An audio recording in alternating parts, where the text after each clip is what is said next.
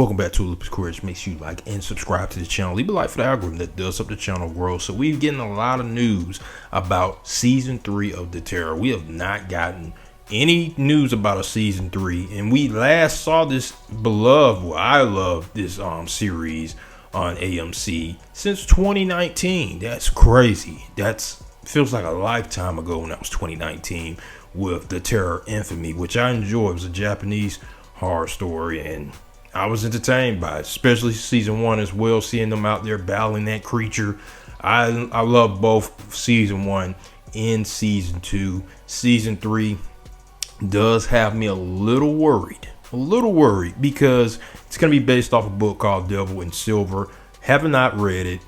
Read bits and pieces in the description of articles about it. Sounds like it's going to be a psychological thriller type series, and I'm not a big fan of that. I do not like psychological thrillers in movies, but we got news that Dan Stevens is gonna be the main guy, and I know why they chose Dan Stevens, because of Legion. If you have not watched Legion when it was coming on FX, it was a psychological type show dealing with Professor X's son. And Dan, for what I've heard, I've never sat down and watched it, but I'm familiar with the character from the comics. For what I've heard, Dan Stevens played the hell out of that role, so it made sense. They hit a home run casting him. I think he's gonna knock it out of the park as the main character in this series. You got CCH Ponder. She's gonna be joining Judith Light, Asif Madif from Evil. I'm familiar with him from that series.